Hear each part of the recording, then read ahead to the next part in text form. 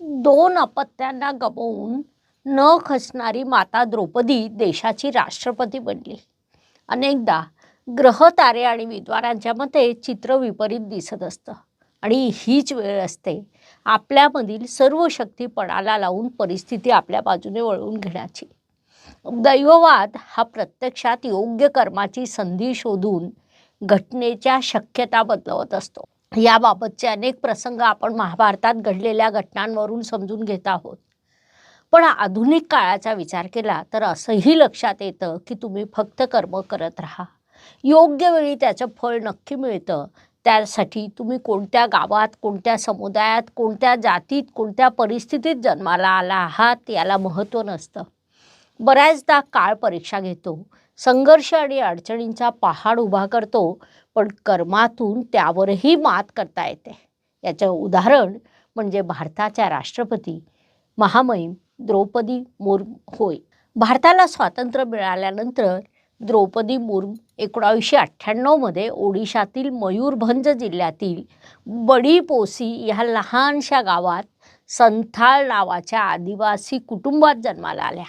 त्यांचे वडील आणि आजोबा दोघंही गावप्रमुख होते. द्रौपदी मुर्मू यांनी कला शाखेत पदवी प्राप्त केली. ओडिशात लिपिक म्हणून सरकारी नोकरी केली. पुढची पिढी घडवण्यासाठी त्यांनी नंतरच्या काळात शिक्षिका म्हणून नोकरी स्वीकारली. शिक्षिका म्हणून त्या उत्तम कार्य करत राहिल्या. दरम्यान श्यामचरण मुर्मू यांच्याशी लग्न केलं. संसारासोबत त्यांचं कार्य सुरू होतं.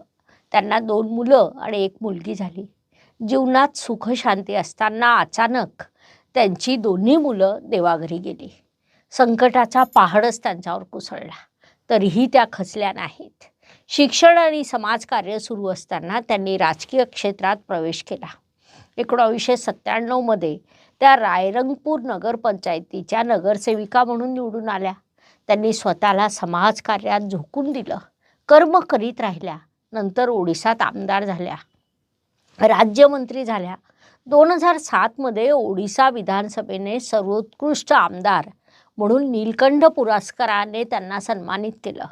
झारखंड राज्याच्या राज्यपाल झाल्या. 5 वर्ष कार्य पूर्ण केलं आणि पुन्हा आपल्या राज्यात काम सुरू केलं. आणि 2022मध्ये त्यांच्या भाग्याची दिशा बदलली. ऐन उमेदीच्या काळात 2 मुलांना गमावणारी माता द्रौपदी मुर्मू भारत देशाची राष्ट्रपती बनली. धन्यवाद.